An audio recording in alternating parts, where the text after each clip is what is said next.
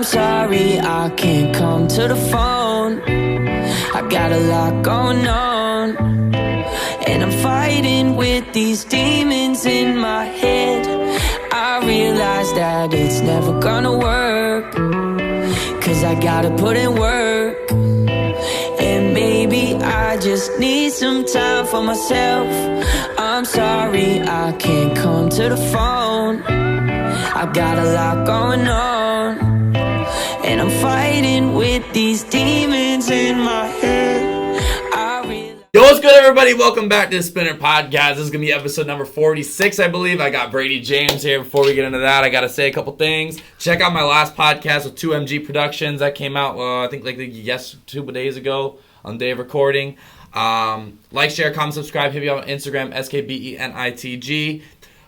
Follow Cobra Collective. That's our Instagram page. We're going to do photos, music features, all that good stuff, podcast clips, and follow Spinner Tracks down below. Introducing my guest, I got Brady James. He's coming off of the A Lot Going On album. Yes, sir. He is just released the Can't Come to the Phone and All Right music videos. And you got some other visuals coming out sometime soon? Yeah, hopefully you're going to drop something within the next 10 days. Okay. Feel Thing video. And yeah, we got some more stuff lined up. Lots of new music coming out this year. So 2020. Excited for it. All right, yeah. No, this is a great artist that I have on. I was put in a great mood when I was driving back up from Maryland yesterday. A 4-hour drive, it sucks. But I was listening to this guy's music, and it's like, although there's pain in it, definitely. Yeah. But there's still it's still upbeat. It still puts good vibes in you, you know. Word. So let's get to your start. So you're from Medford. Tell me about Medford, man. Medford, New York, man. Yeah, Long Island. I grew up there until maybe I was 18, and then my parents moved right by Orlando, Florida, about almost 4 years ago, if I remember correctly. Mm-hmm. But yeah, I grew up in Medford. Now I bounce around between wherever I could get work done. I end up spending most of my time in Long Island just because this is, hometown. I know everybody here. The city's right there, so a lot of opportunities with that. But yeah, Florida's cool too. I mess with it. It's nice to get away from the hustle and bustle of Long Island. Yeah, for sure. Eventually I want to live there. Do you want to live there eventually too? I honestly could see myself living there. Mm-hmm. It's so hard for me to stay away from this beautiful place, Long Island. And really, I shouldn't even like it. It's nothing but traffic. There's a lot of bad vibes out here, just being honest. But I love it so much. It seems like everybody's trying to get out of Long Island, and I can't stay away from it. No. I don't know why. I definitely like this place more than where I'm from, because if I liked where I'm from, I wouldn't be here right now. But, True. Oh, man. Where I'm from is just... I was just back there for Christmas, and dude, it was just boring. A lot of cowboys there, too, honestly. Yeah.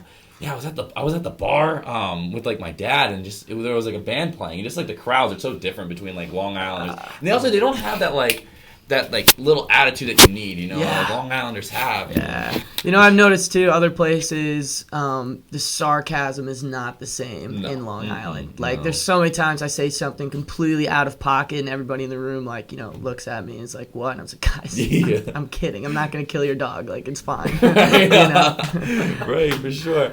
All right, so what now? So tell me through. So you were you like to skate. That was your first thing. Yeah, first thing I fell in love with was skateboarding. I don't really know why it was, but my parents got me a skateboard when I was 4 or 5. And Walmart deck?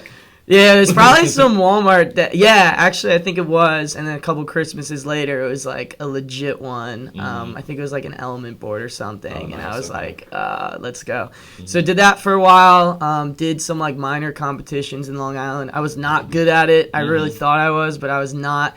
I think I was getting a point of maybe I was 11 or 12, and I realized I couldn't land a consistent kickflip. And I was I've been doing this since I was 5 years old. Right. And so really objectively at a young age, looking at myself, I was I'm really not going anywhere with this. So at the time, kind of whenever me and my friends would take a break from skateboarding, we'd play basketball in the driveway and stuff. And so then basketball kind of became the thing. Same kind of thing happened a couple years later. I was playing AAU and stuff, and I just realized I'm not growing anymore. I think I was 5'6" at the time. I was grown a little bit, right? I have, yeah. But I was so where college scouts at the age where they'd be looking at me, I was it's not happening. And music was on the back burner since I was 14 or 15. Okay. Around 16, 17, I took it very seriously. I felt very called to it. I felt this is part of the purpose of why I'm here is to do music. And Gotcha. Yeah. So when you were young, what were like the first artists for you? Because you probably have some interesting influences. Yeah, man. So what was playing in my house a lot was hard rock, classic rock. That was the first. My dad, always listening to Led Zeppelin, Aerosmith, Guns N' Roses. He loved Metallica. WBAB was always on. And then it started to become a fight between us because I wanted to play 106.1 BLI, which is the pop station for those who know. And Okay. so I was playing BLI, and fell in love with pop music at that point. And I remember it was 4th grade. Lil Wayne Lollipop had just come out, and all my friends were obsessed with this, but I didn't know what it was, and everybody was making fun of me for not knowing what it was. Even it got so bad, it got to the point they went to the teacher and said, "Yo, do you know Lil Wayne Lollipop?" She's like, "Yeah, I heard that song. My son listened." And at that point, that was complete humiliation. Right. So I went home that day. Obviously looked it up, fell in love with Eminem, Drake, Kanye. So I was on kind of the mainstream rappers for a while, and then I fell heavy in love with old school hip hop, like Black Thought, like MF Doom, like those were huge inspirations, and then kind of fell back in love with pop music around a certain point. I remember like loving Justin Timberlake even, and All American Rejects, Fall Out Boy, kind of the alternative pop scene that was coming out around the time. And then from there, it's just like I listen to everything from Bon Iver to if Drake drops a new song, bumping that, to whatever. Like John Bellion's a huge influence of mine. Like, so really fell in love with his music the past like 3 or 4 years. And if you look at my Spotify right now, it's literally all over the place. Like lately, I've been on this 1975 alt indie rock, Coin, those type of guys, type vibes. So cool, man. Yeah. I'm all over the place. Yeah, so like when you're hanging out, well, introduce what we got here. You got his manager. So I got my manager, Adam Curtis, with us today, hailing all the way from upstate New York. Adam travels with us and just make sure everything runs correctly. Okay, gotcha. And we also have a special guest that's not on camera. Ooh, we'll get to that. Gotta be ready for it. Yeah. Anyways, so when you're hanging out together, that's what's playing. Right? Oh yeah, do you have similar music tastes to him? Yeah, kind of similar. I mean, I'm older, a lot older. I'm like almost 11 years older than Brady, but yeah, very similar style. Music that we're listening to. Brady is a lot more into the culture. I mean, his personality is, if he's in something, he's fully in it. So he definitely knows a lot more than me. But yeah, we're listening to the same sort of stuff. So what for you? Like, what's your favorite artist, and what got you into management? Yeah, my favorite artist. I like a wide variety of stuff. I love pop. Pop is definitely hands down my favorite thing. When I was growing up, though, in Long Island, 10 years ago is when I moved out of Long Island and moved upstate. But I was listening to 50 Cent, Game, a bunch of different rap. I was listening to 97.1 all the time. And so when I moved out, that kind of like phased out a little bit. The stuff that I was doing changed, and I just listened to a lot more pop. I'd say I definitely listen to. That's the biggest genre I listen to right now. I don't know if I necessarily have like a favorite. I mean, honestly, Justin Bieber is one of my favorites. That's Bieber? It. Yeah. I mean, like, people probably gonna hate on me for that, but he's so talented. What era of Justin Bieber? Now, not when he's younger. Not like I wasn't. No, like we're doing the John Kingston stuff. No. But yeah, definitely that was just.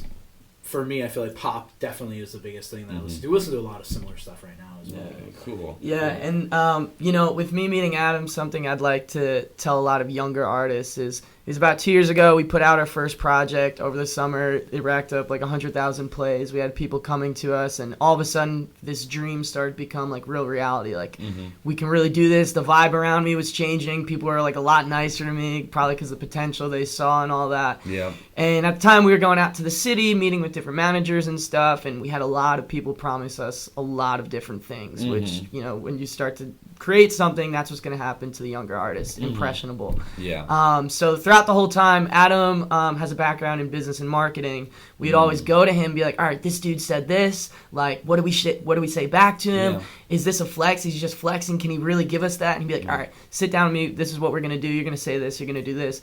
And eventually it got to the point where I looked at myself and I was like, yo, Adam is the guy who's always going to care about me. Mm-hmm. He might not have the same connections these guys say they have, but at the end of the day, in this industry, I need somebody who has my back. And yes. So going with him, I'd say it was a riskier thing. It wasn't even a safe bet. It was a riskier thing. And we said, okay, let's do this thing. And he came to me at a very natural time. He actually said it first, right when we had, like, I was like, okay, I'm going to go ask him tomorrow. He brought it up. So to me, it was, I felt like it was just meant to be. Yeah. And then 2 months later, we met a booking agent through Twitter, loved our music, and he opened up the door to a lot of those connections. So kind of full circle moment. Yeah. Where it's like we didn't need those other managers to help us out. Exactly. Really. Yeah. It takes away a lot of the stress, doesn't it? Definitely. Yeah. So much. Yeah, because you see like all these artists are getting bad deals. They can't. Because he probably you got the creative freedom that you want and things like that, and that's the most important thing. You're not being held back as an artist, and management can do that. But it's great that you got somebody here. And he believes in the vision. He completely is backing, supporting the creative vision, which I think is really important. Yeah, that's great, dude. That's awesome. All right, so going forward, so when you started making music, what were the sounds you were going for? You've been doing this for how long now? Since I was 14. Damn. So about 8 years now. Yeah. Wow. This guy is. Look at this on the camera. 22 years old. 22. I was like, what? Because I thought you were around Function. He's friends with Function Adams. I thought he was around Function. He's I think he's 18, 19, something like that. 18, I thought you were 19, 20, something like that. Yeah. But no, it's crazy. You're aging well. So what sounds were you going for at this time? What kind of music were you making? Dude, it was the struggle of what I feel like every artist goes through is finding my own sound, finding my voice, especially because I felt like I had influences from so many different places. It was hard. One song would sound a lot like Drake, another song we'd try and do a Frank Ocean type thing, and we kind of settled around pop music a lot. So I've been in 3 different groups in the past 8 years. Okay. So the first one when I was really young, it started out as me, 4 of my friends, and it was just hard rap, pretty much bars, lyrics. You were doing bars. I was doing bars back in the day. Okay. Yeah, I've stayed away. I'm not all about the bars necessarily now. It's a little bit different, but that's how I came up. Especially at the time I was listening to old school hip hop, so that's the vibe we were all on. And I was realizing, nobody's getting behind this because that music is such for a particular demographic that some kids from the suburbs can't. We didn't really know how to use social media, so we can really cultivate an audience. So I started another group, my friend Julian Morgan, who's doing big things right now. We have some songs out together too, and we were kind of going as a group together, and a lot of that music was better, but I still knew it wasn't to the point where if I put this out to people, it's not going to be received that well. And so basically what I'm trying to say is I cultivated the craft for many years with dropping almost nothing. And really? I think it's so awesome today that anybody could pick up a setup just like this and just record themselves and have a beat off YouTube. There's so much beauty in that. Yeah. But I think you really need to be careful who's around you because you should. I really believe an artist should be working on the craft for a long time before. Hey, I just made this song the other day, my first song ever. Unless you're Fetty Wap or somebody, that's just not gonna happen. No. It's very, and we hear stories of that. I think Juice WRLD had a similar story where it was the first couple songs. Years, man. Oh, was it? I thought okay. Oh, I mean, well, he.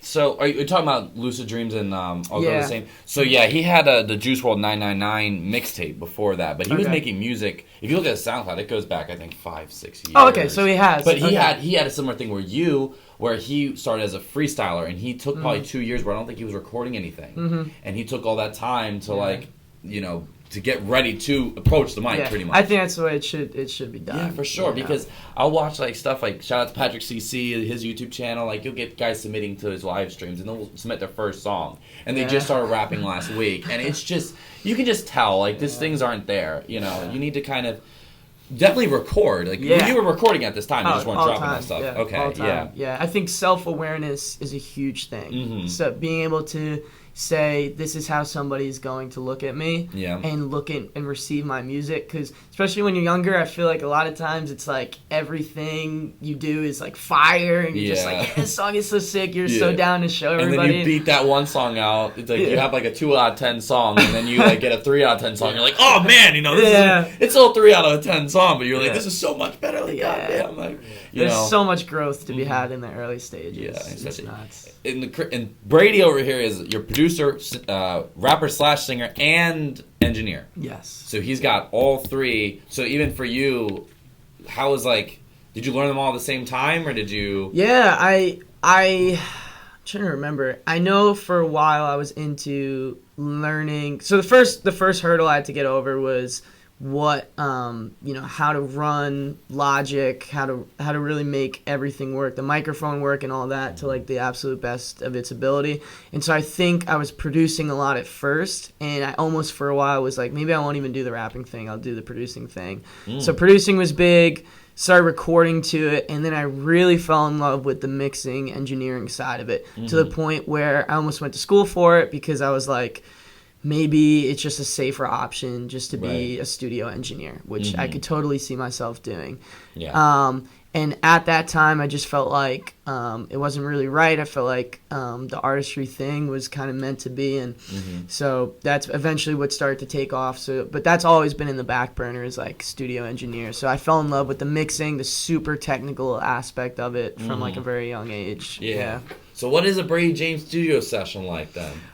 Dude, it varies, man. It really varies. I think it depends who I'm with. Like, if I'm by myself, it depends if I've worked on the beat with somebody else. But if I'm coming up with something from scratch, I normally need somewhere to start off of. So a lot of times I'll be like, okay, I'm going to try and create this song and almost use somebody as... I feel like I'm at this point in my artistry where if I try and copy somebody, it doesn't come out like a copy, because of just the creative things that I've learned, and kind of comes out like my own thing. So a lot of times I'll have a song in mind. Okay, I want to make a song just like this. Go over to the software and try and get something off Splice or Arcade's Output or something, just to get the song started. A lot of times I've been blessed to have some really cool musician friends where it's like, they can start it, I could get where the vision that they have and kind of move ahead from there.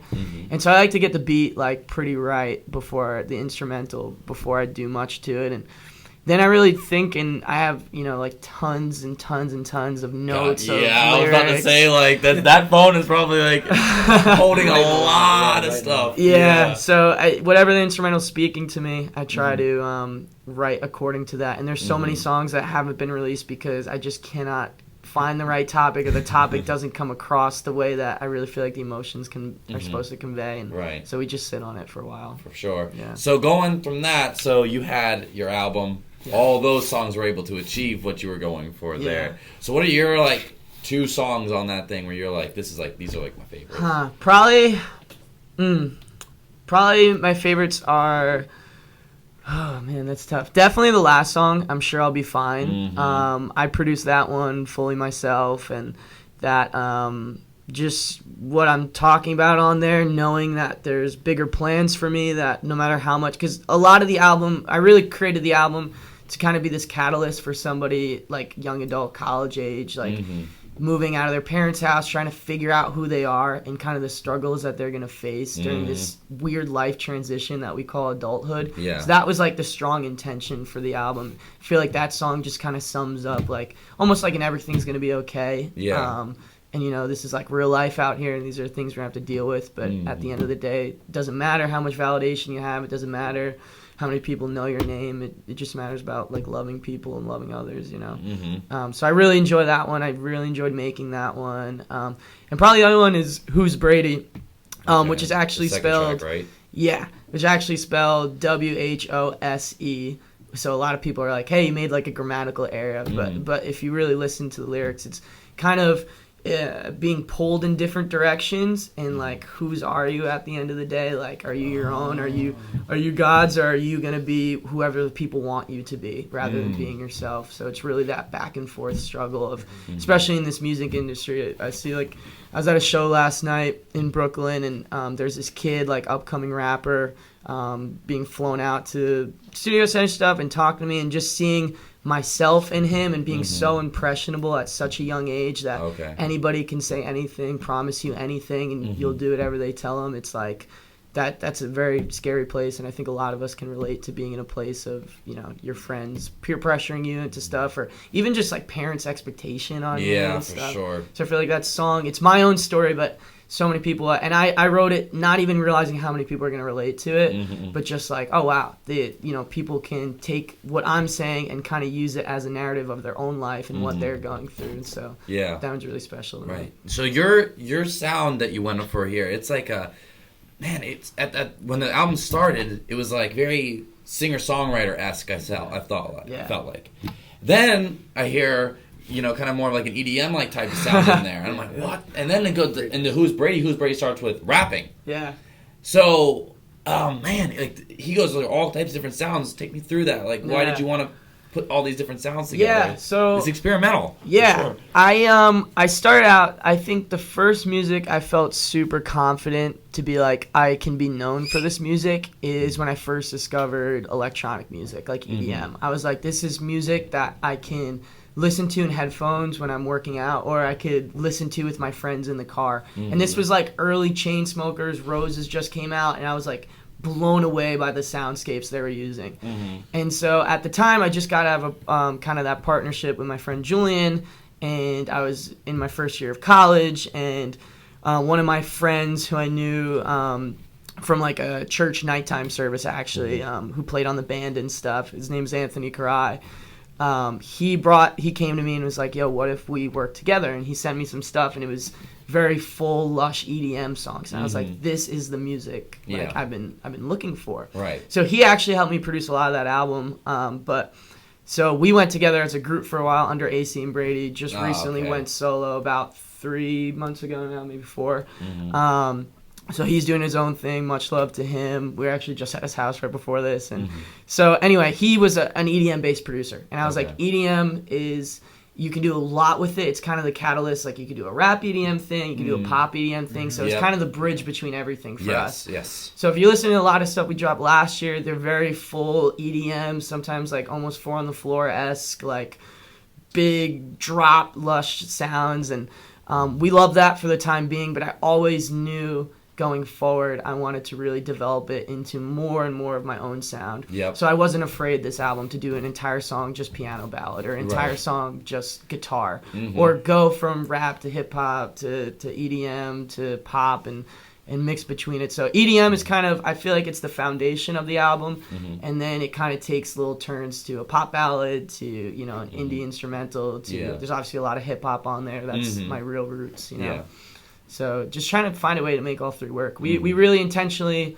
when me and Anthony came together and we were talking about making an album and what we kind of wanted to be known for, a lot of it was talked about was like soulful music, because his dad was a jazz and soul musician, sick. Like he kills it. He was in like wedding bands and stuff. So, and I always loved that music growing up. I felt that I had a time period where I fell in love with jazz and soul, like Earth, Wind, and Fire and all those guys. And so I was like, what if we found a way to mix that with the electronic element that we're doing? So I think a lot of those songs kind of have this jazz and soulful feel to it with this pop hook and EDM drop. So trying to find a way to make it all work. Gotcha. Yeah, no, it was cool. And one of the best things is that your album, it doesn't ever get stale, because there was a lot of, I was like, when I was driving up, I was like, ooh, like that's different. Like that, I didn't see that coming. Cool. Like that's good. It's full of surprises. Like it gets you off guard, but it's always good. It's never like I don't want to go that way. Yeah. No. Like it was good. It was a great listen. It was one of my favorite probably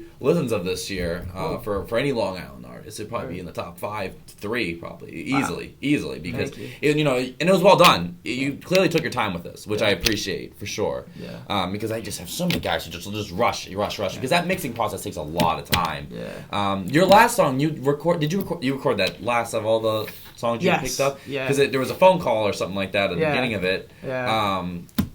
Saying, so how did you're obviously happy that's like your best song, your favorite song on that thing, Yeah.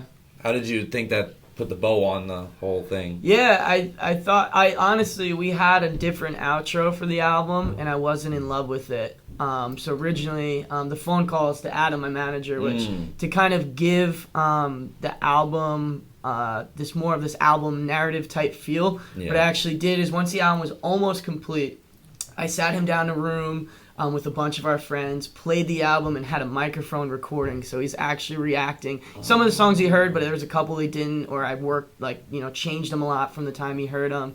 And so he's, like, naturally reacting to, like, all these songs being played. Okay. And so the last song, I was like, well, you know, I don't like where the outro was, and I created, you know, this other outro for it really quick, I think 3 weeks before we set to hand it in, and I just thought it was a dope way to be like, to really bring the listener in of like, you're hearing it at the same time he's hearing it, and this song was clearly made last to kind of, because a lot of songs I've had for 2-3 years, at least, like, I'd say more than half of them. And so I don't necessarily feel those same things in the same way that I meant to say them back, you know, how I feel now. And so that song was a really good way to put the stamp on, like, here's where I'm at right now. Like, everything's going to be okay. I know that. Like, I'm going to deal with pain. I'm going to deal with addiction. I'm going to deal with struggles and all this stuff. But at the end of the day, like, I'll be okay. And so it's cool. Yeah, it was good. It was great stuff.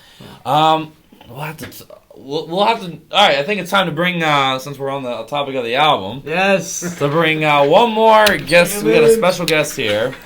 This is What's going on, gamers? Introduce we got here. We got Taylor Kulina in the building. This is one of my best friends, Kulina Music. They're featured on the album. Taylor is an audio nerd just like I am, and so.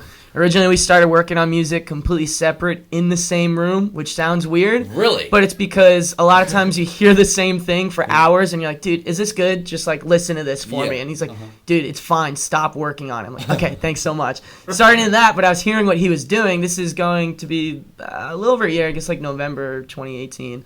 And I started to hear the stuff he was putting together, and I was like, dude, this is, like, really good. I haven't heard anything like this in a minute.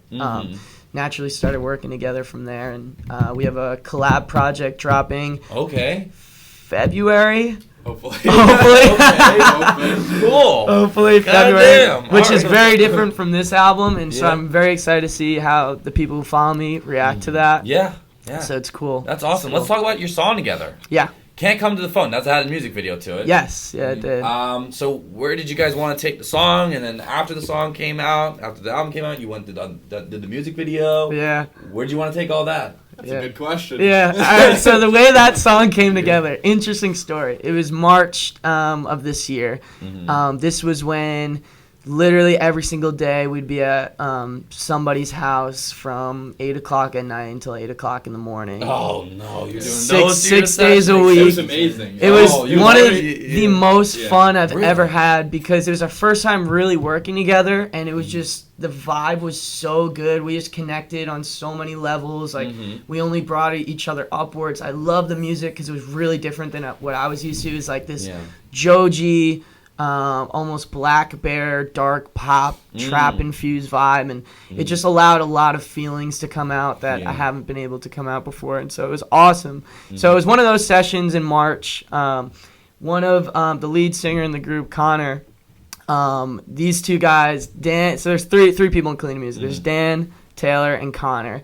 And so Taylor and Dan were asleep in the other room, and what we call this is dream juice. So one person almost always has to be asleep, and then whatever the other guys are working on comes out so much better. So they give us juices, creative juices through their dreams. Yes, it's if we're all awake on the couch in the And if you're awake, if all of us are awake, it could be good, but you know, it's like one person's got to go to sleep. All right, hey, we need dream juice, man. Go to bed. All of a sudden we had 2 dream juices going. Taylor and Dan, me and Connor are up. I found this guitar sample, messed with it a ton to kind of make it my own, and literally just hit record. I started singing what you hear on the album, and Kulina's voice is actually featured on the second half of it, where they're doing a lot of these high harmonies and kind of this melodic ambient ocean almost, and eventually looped Dan back on it. But I said to them in the morning, they heard it, they're like, oh, you know, this is cool, whatever. And I was like, if we don't use this for our album, like, I'm gonna use this for my album. And eventually fought them on it, and we're like, okay, we're using it for mine. And I didn't even tell them I was gonna feature them either, because it's really, really, I think the main reason why I feature them is because they helped me so much on it. Like, there's little guitars going on. They did a lot of background vocals for me. It's a lot of creative input. Like, hey, this song's good, this song's not. To where it felt like they were as much of this project as I was. You know, there's much part of it. You heard it here first. So I feature them on that song, but really they could be featured on like almost every song. I feel like I'm at a point. Producer credits right there. Yeah, I'm at a point in my career where I need creative people around me to get me out of my head. So that's these guys. So like, what kind of different opinions like are you able to like kind of give him, or like what background do you got that you're able to be like, okay, you take this part of your music, flip it, do this with it, do that with it. I mean, honestly, I just listen to it, and if it like resonates with me, I'm like, it's good. I really don't overthink it. Like, I used to overthink it like a lot more and be like, oh, you should like cut the kick at this like frequency or like I don't know. If it sounds good, like it sounds good. Yeah. And where do you get that brain where you're that engineering brain you got here? I don't know. He's an animal. It was like. Are you a perfectionist a bit? Yeah. Oh, yeah. Okay. 100%. That's honestly like my biggest flaw because I am a perfectionist. So like, I'll sit like I'm saying like on a kick drum or like on a snare. Yeah. For like 45 minutes, just trying to like EQ and compress it right and like get it to fit in the mix. Yeah. But really, it's kind of just like that extra like 5% that nobody's gonna hear anyway. Okay. Gotcha. So. Huh. Wow. So you've pretty much said like, oh, I've just taken all this time to do something that's like yeah. It's so like minuscule that like the average listener is never gonna even know that I touched it. Right. Yeah. But I don't know. But it does add up. It does add up. It adds up. So like if you do that over like multiple tracks and like you're doing all these little things here and there, like people do notice it. That's true. Yeah. Subconsciously. Okay, so where do you want to take your music, man? Like your group's music. I'm gonna have to hit it up after this, and if it goes over great, we'll have all fucking three of you guys. Really going in more of like a pop direction now. Anti-pop or like the like pop, upbeat. Yeah. Okay. Because I started off with like the whole anti-pop vibe on like our first. Were you making like when you were like up at the mic, were you making all the crazy faces and shit? Like, were you like all like demonic and everything? Like, oh yeah, like, not too much. I mean, I don't know. There were some nights, but everybody's got them. Yeah. Do you have like these moments where even you maybe like where you guys just had a bad day and like have you had like dark songs because of bad days when you were doing the anti-pop thing? I don't know. Yeah, I guess. Yeah. Mm-hmm. I mean, it just.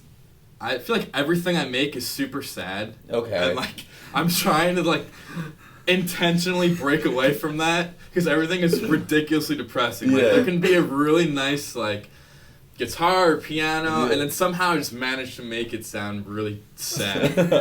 So I'm trying to like stop and like intentionally. It's not you. Like I met It's like, but it's kind of fun because. Now I'm like intentionally going away from that and trying to do the exact opposite. So it's like a new challenge for me because it's like it's easy for me to make something super sad. It's I don't know. That's just me. Mm-hmm. Sad boy. I'm just a sad boy. Yeah. But doing the opposite is kind of creatively fun. Yeah. So what's been like a memorable studio session for like you guys, or even if you were involved in it? Listen, like what was like the one? I have one with you.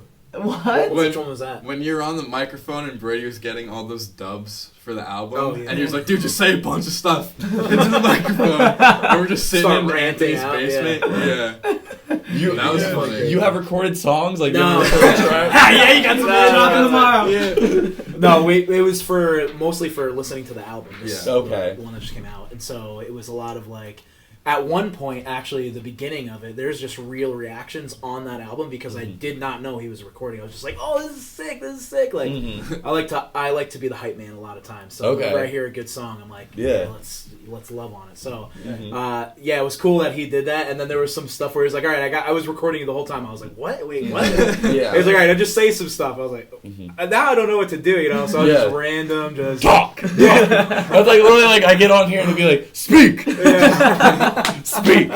No, that's sometimes like I'm like in your position where like you just wish that you could just like talk, and then you get like 10 more minutes. Like I've had like this interview won't have that problem, but like other interviews in the past, like you'll be like 30 minutes and you're like, oh my god, this guy just he doesn't have it. He's not there. Yeah. You know, shout out to our guy Walter, my second podcast ever.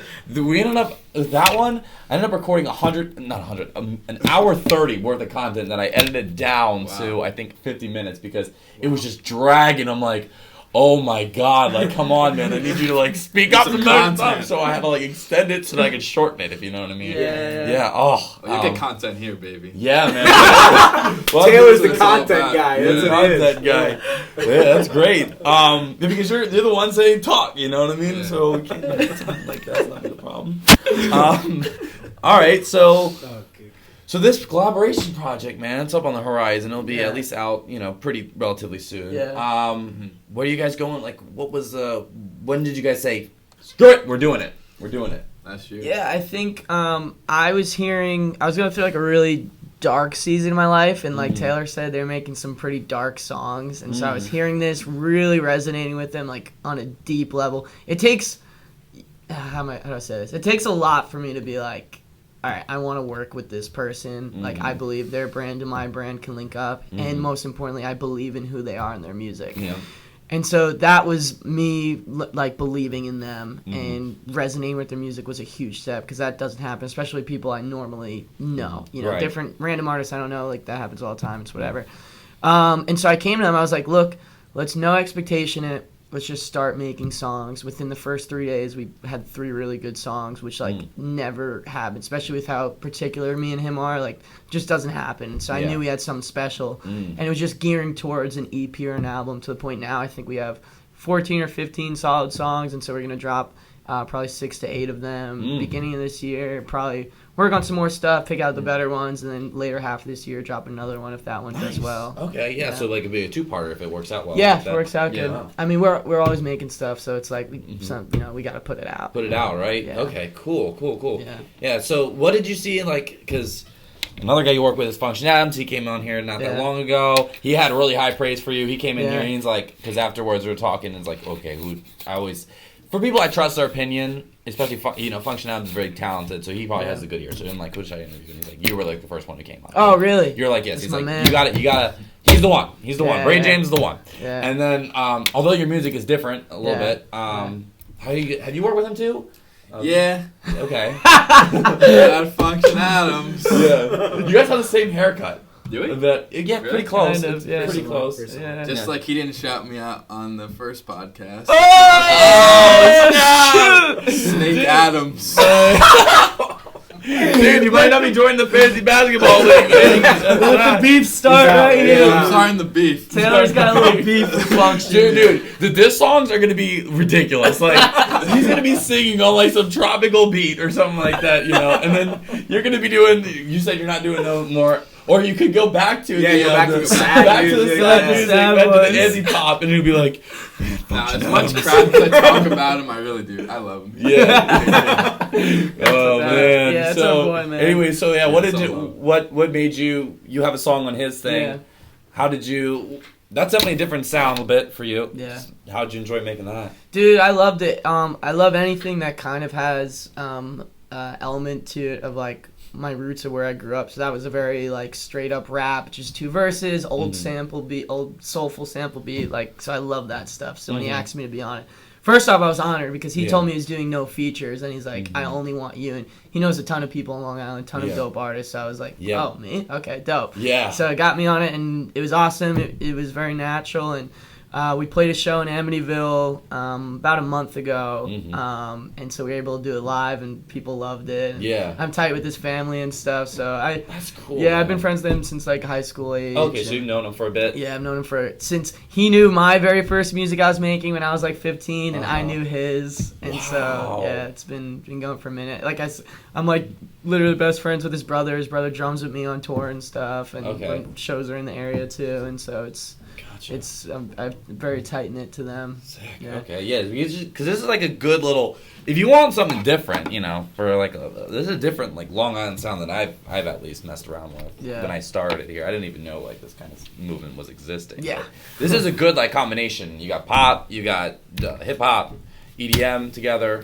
Really enjoyable and professional music, you know. And I'm sure your music is the same type of production. Yeah, as not they are. really. It is. Or like the same type of quality, same type bad. of quality there. You know, high quality music, good mixes. You know, sometimes. Thank God, like now, since I've listened to so much music since May, since I started this thing, you can tell like the production level here. It's just another level up, you know. Yeah. So I appreciate that for sure. All right, so let's talk about some. You say you're not really on the conspiracy wave anymore. You're like no conspiracies. I don't believe in anything they're about to talk about. Yeah, right. He's a liar. He's like the catalyst for all of this. I don't know he's anything. scared. She's scared. All right, he doesn't want to mess around with it. So let's talk about the Mattress Firm one because that makes so much sense. So much.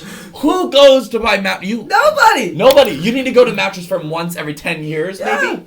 Literally. Look, and think about how cheap it is to keep these mattress firms on. Yeah. You have to hire one person. Right. And then hire enough to keep the lights on, or make enough to keep the lights on. Yeah. Who's gonna sell the mattresses though? The one person. The one person in there. Because you don't even have a cash register or nothing. Yeah, it's literally one person. Nobody doing can it. steal them. You can't steal I've them. literally never. I think one time. So I put this on my Instagram earlier this year. We were at a show. We were watching Conspiracies in the green room, and this was one that actually Function's brother told us to look up, and we're like, oh shit, we need to see this. I've gotten so many snaps, so many Instagram DMs of mattress firms. Like for a while, that's all people were messaging me about. Yeah. Literally, there's been one Snapchat where I saw somebody actually in the mattress firm, and I freaked out. Yeah. That out of like probably hundreds. Yes. Customers don't go in there. People don't go in there. The craziest thing is they'll be across the street from each other, or three that's within what I'm saying. a quarter mile of each Right. other. And we were in North Syracuse for a show, and we're going to Chick-fil-A, just gonna get some lunch on the way out. And there's one across the street from Chick-fil-A, and the strip mall behind Chick-fil-A. There's one you can see them clear as day. It's like 7-Eleven. It's insane how close they are to each other, and they're still in business, I guess. Right. Yeah. How did that happen? So there must be some crazy underground stuff going on over there, okay? Yeah. Clearly, I mean, who's going in there? Where are they? Oh man, I'm getting on They're just selling mattresses. You think they're just on that? No. So if you lifted up that mattress, and in between the mattress and the box spring, you would be like, It's just nothing. It's just a mattress. I think and a it's box just. spring. I think it's a classic money laundering scheme. That's why you see. There's literally been, if you like, I've Googled it before. There's some places 3 mattress firms in the same shopping plaza. Yes. Is because for the books, it's very easy for an owner of the plaza to wash all that money through. And growing up, like, where would your mom always keep the money? under the mattress, Under the or mattress. under the pillow. Come on. So pretty much you're saying that people are hiding their money. They're hiding their money. What do you call it? Like they're. It's almost like they're not to a bank. They're not giving their money to a bank, but they're going to give all their money to the mattress firm. They're going to hold it for them because they know no one's going to go in there and steal it or anything. It could be like that. Yeah. There's also the parent company of mattress firms, because mattress firms bought out Sleepy's and all these other mattress companies. The parent company has some headquarters or warehouse in Africa where they're getting sued for doing mad shady stuff over Really? there. Yeah, the one I can remember for sure is they hired like children workers and like didn't pay them what they should have been paid. Oh my and so you can look it up. Like the Yeah. parent company has lawsuits for doing shady things. So this is not out of the picture. And they've came out and they've denied it. They said we heard the Reddit threads, blah blah blah. Yeah. But I'm not buying it. No. And another one that's pretty creepy is, have you guys heard the Denver airport slash? I would actually kind of put a slash through it. We went there and we saw, like, when I was there, I was like, dude, wait, we're going to Denver There's airport? a bunker in the basement there. It's a bunker. And then there's, I say slash here because there's a bunker in Virginia. There is a known bunker in Virginia where if it was like a big bomb, that's what all the people on the East Coast would get sent over there, and I guess all the people on the West Coast would go to Denver. Yeah. Because Obama, there was this asteroid scare back in his term, and he got flown to Denver, of all things. And Denver, I mean, it's convenient. You get flown there, and you get right down to the bunker. There's no in between time, you know. Yeah. No, we were there. We tried looking at the tunnels, trying to find them. No luck. There's also some conspiracy with the blue horse in the front of it. Have you seen this? Yeah, it's like some demon stuff, right? Yeah, I don't remember what it was, Yeah. but some with that blue horse. So we were there for a layover flight once, and we looked out and saw it. I was like, I want to go out there and touch it. Yeah, exactly. And see what happens. I mean, you're still here, thank God. Nothing too bad happens to you at least. There's a picture in there. and it's about this war, and like you can look this up online. It's this bloody war where there's like demons coming down and like killing a bunch of people. And it's hanging up right there. I'm not kidding. And then there's like also like what are they called? Gargoyles? There's like things. Yeah. There's gargoyles like all over the place. Wait, in they're Denver. real?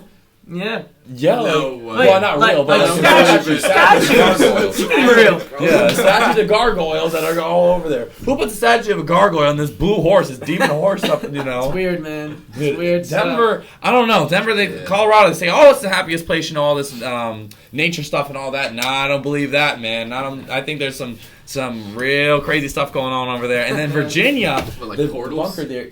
Oh, what do you mean? I'm not talking about it. He knows so many conspiracies, Oh, but he won't comment because he's so nervous about what's going to happen. Hey, if we're going down for this, you're going down too. It's because No, you're here. disclaimer, I don't know these people. I'm not associated. The only Jack one he man. doesn't know like that is me. These other two that are talking here, he's with them. All right, Thank you, drove with us. dude, man, holy hell! What other conspiracies are there? There's there's like JFK getting assassinated. There's like all these people getting assassinated. Yeah. There must be some. Have you ever seen this clip? This is when Dwight Eisenhower was the president, and he's talking about like underground entities and stuff like that. It's one of the creepiest things on air. I just got goosebumps. Yeah, I like see this. just like it's talking about like a new world order, like an Illuminati type of thing. Wow. Yes, like he's talking that these guys can't take us down and this and that. You know, I don't know if he was speaking from the fact of being in the thing, but he was speaking that the things exist. And then next presidency, JFK gets shot. And nobody knows how truly he gets shot like that. Yeah. His assassinator gets assassinated himself. Yeah. I can't nuts. see it, man. I can't see them not. I think there's totally something like that Yeah. going on. Have Check out you my heard, Rappers in Illuminati video. Have you heard the one about? It's called the Mandela effect.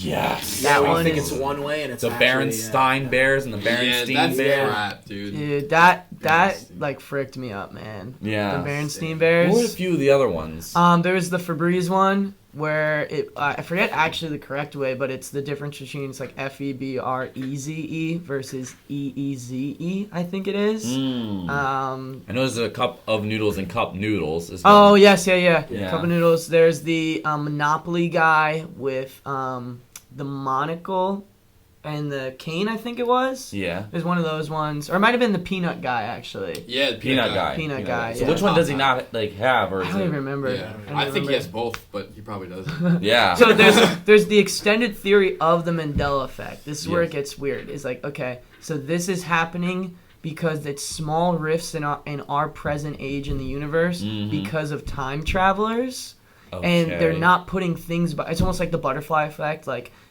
there was a movie about this where like he like didn't like shift something the right way or something. I think it was Change the Ashton. course of everything. Yeah, it was like I think it was an Ashton Kutcher movie, and it like changed the course of like him getting married or something like that. And so it's almost like that where a time traveler comes in and changes something very small. Yeah. And the easiest way for us to notice it is in logos and stuff because they're being very careful, but the logos are still getting messed up a little bit. Oh my god. And the theory goes maybe that explains UFOs.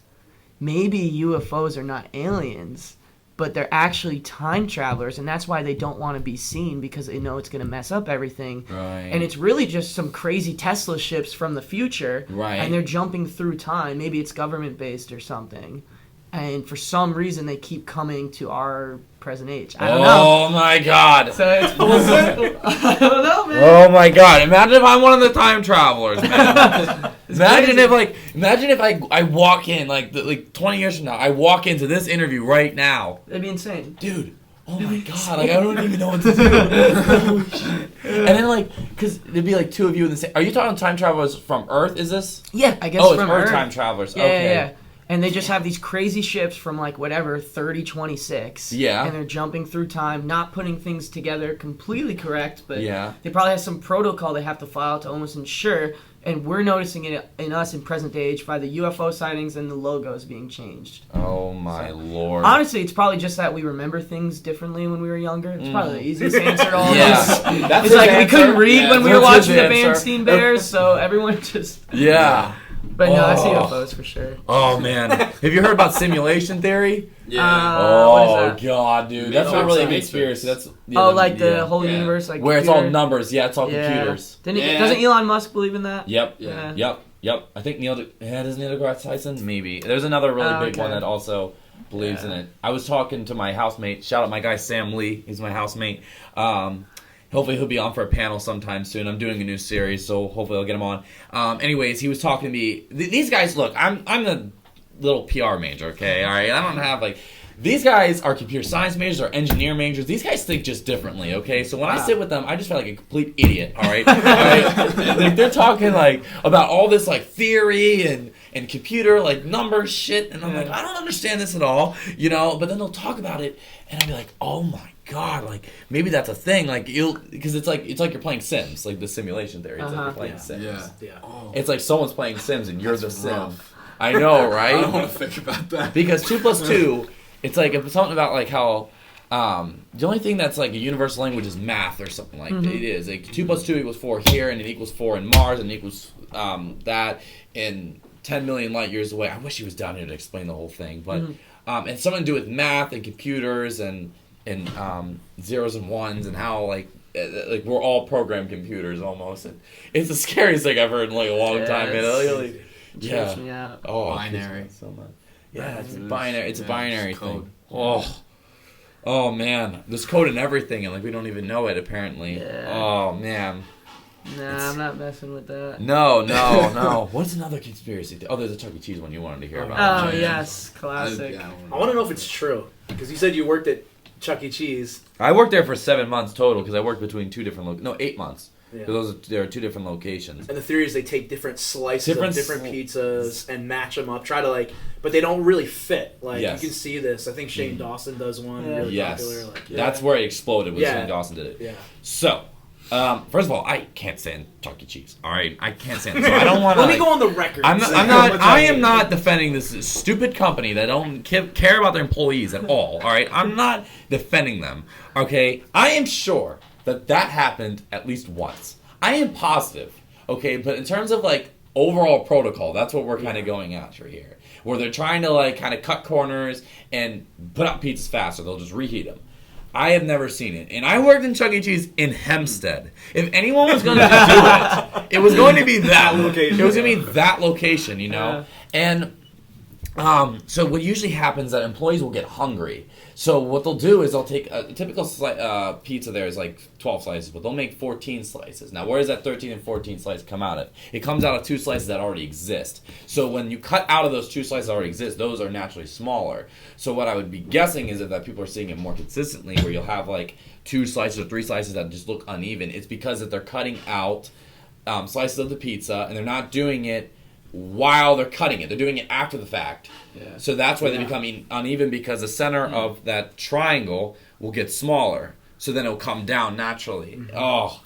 But if somebody definitely did do that. Like, there's 100%. Like, that one, the picture. It was crazy. There are some idiots that work at Chuck E. Cheese. I can't imagine, like, some of the people that are getting hired there. Yeah. Some of the dumbest coworkers I've had. No, the dumbest coworkers I've had have been. Was there like 4 of your coworkers down here before? There was those guys. George was one of them. Alex, No Way, the guy with the long hair. There's another guy named Willie. He wasn't there, unfortunately, today. They're not the dumb ones, though. They aren't the dumb ones. Well, those guys were game room guys, and I eventually politicked my way to get out to the game room and get out of the kitchen.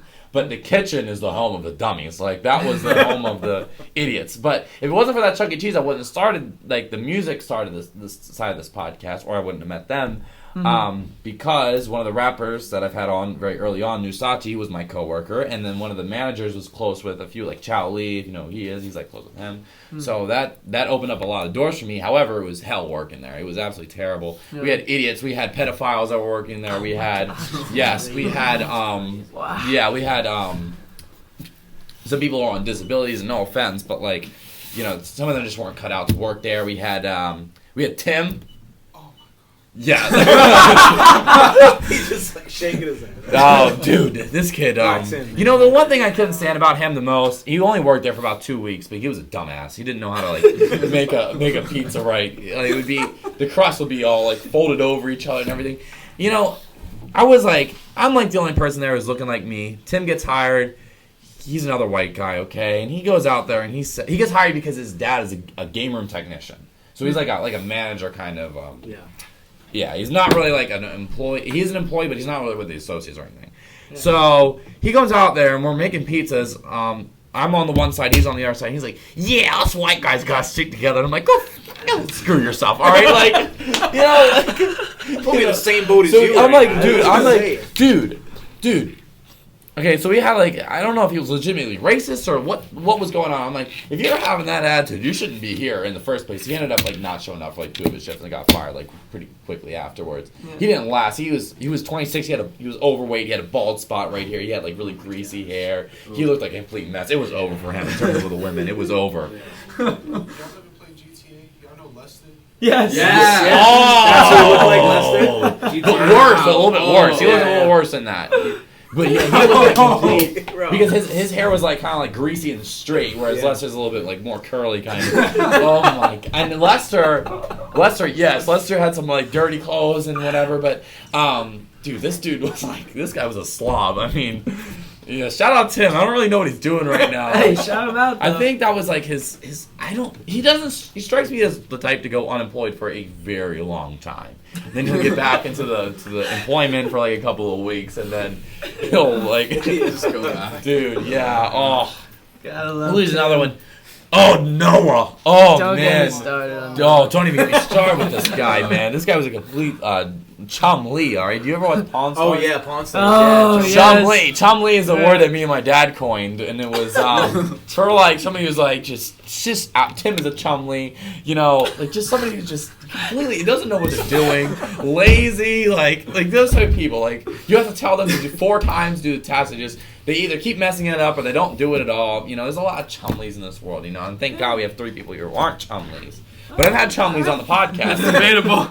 I don't know. You're not making that type of good music. You're not making great mixes. You're not managing if you're a Chumley. I mean, you're not even here if you're a Chumley most of the time. True, you don't even get to interviews. The Chumley is some of the people that go in my DMs. You just see some of these guys. We should have a Chumley episode. Dude, a Chumley. Oh, Dude, 3 Chumley artists that will come on here. We'll do a panel, and they won't even know it. They'll be talking about their music. They'll be yeah, I've been making music for 3 weeks. I record on these snowballs that are supposed to be not used for music at all. Some people I've had some guys DM me. They're like, I'm like, what do you record on? I'm like, what mic? iPhone mic,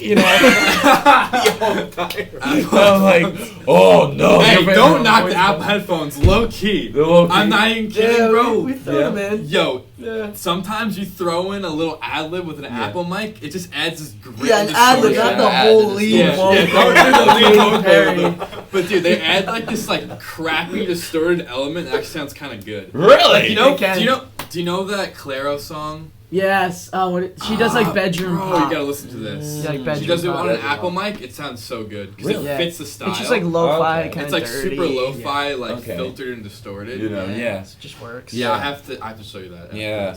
There was but I'm talking. Some of these guys are lyrical spiritual miracles. Who are they'll try to spit bars on the Apple. There's this one guy. I don't think he's watching this, but I don't care at all. He's from Suffolk too. His name is Matt.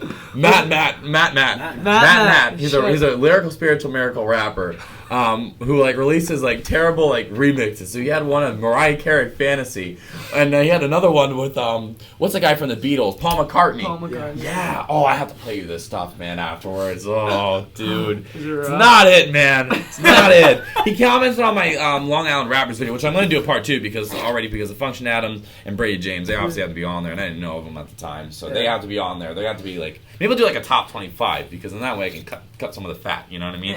Chumleys. Chumleys. You can't have people who've been Chumleys in the past. Yeah. You gotta have top quality people who are informed. You play FIFA? I've played FIFA. You play FIFA? Okay, on Ultimate Team, there's the informed cards. We gotta have people that are informed only. Informed. You want to be an informed artist, people. Don't come to me when you're a non-informed artist. Yeah. You dig? That's what Richard Kid says, right? I gotta get into that a bit more. I gotta get him on that. Yeah, Rich the Kid. Now that's a star, man. All right, we're probably gonna have to wrap this up, man. All right, go ahead. You guys shout out. This is your time. Yo, you talk. Shout out Taylor's mom, Tammy. I was gonna shout out my mom. Are you kidding me? Bro, I'm actually low-key kind of tight right now. He'll be pissed the whole car right now. Yeah. Dude, shout out my mom, Tammy, bro. Come on, bro. No, shout out her for real. She a real one. Shout out, oh man. Shout out Paddle Ken. Paddle Ken, that's his wife and daughter right there. Oh, really? You gotta meet Okay, Kensley, cool. cutest little girl you ever meet. Yeah, good. How long you been married for? 3 years. 3 years? Yeah, 2 years old Beautiful. as well. So Dope it's wedding. been awesome, man. Yeah. Blessed one. What do they say like to people? They say, "I have a blessed one," or like health and happiness. That's what my dad says. Like corporate health and happiness. You know. Okay, now you said that, I will. There you go. Health and happiness. Yeah, shout out Function Adams. That's my boy. Shout out his brother Ricky. Third Wave, about to head over there. A little studio session tonight with Third Wave. You gotta get Third Wave on here Third next. Wave? Yeah, Third Wave. Three Eyes. Three Eyes. Yeah, he's dope. Wave. Yeah. All right, Third Wave. Shout out Kulina Music. That's all I got, man. Daniel Karai. Shout out Daniel Karai out there. Anthony Karai. Okay. What do you got? You want to shout out your other boys? Yeah, Music. I've been playing a lot of Smash lately, so I'll shout out whoever made that game. Oh, okay, Smash Bros. Bro, that game's so good. I was playing it all last night. On the Switch? Yeah, dude. Oh, It's sheesh. fire. Okay. Whoever Shout out made that Smash game's Brothers. a genius. No, I'm serious. I know you are. I saw you.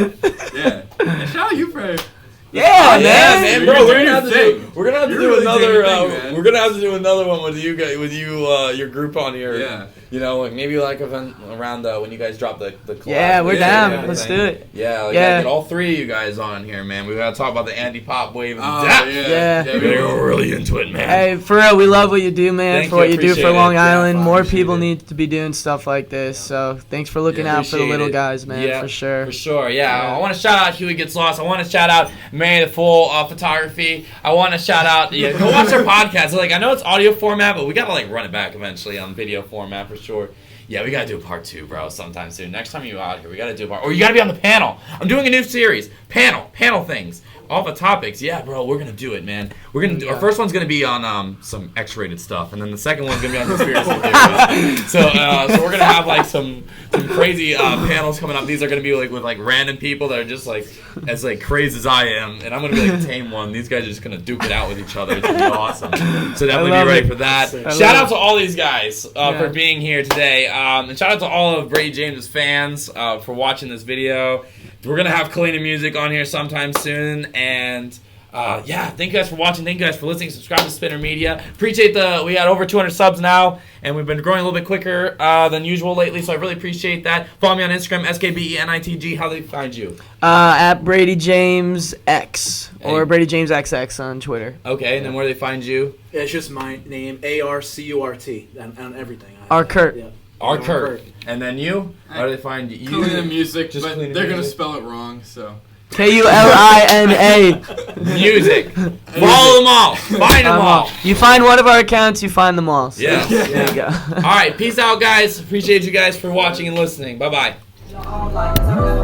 We gon' be alright, yeah. Smoke is in the sky, hard times, yeah. I just need to take my time, making sure I'm fine. Staying up all night, this my life, yeah. My car really didn't wanna start today. I don't wanna talk, need to walk away. Used to be so worried about my GPA, now I'm only worried what the doctors say. Talking to the walls in my head, nothing really ever makes sense, no.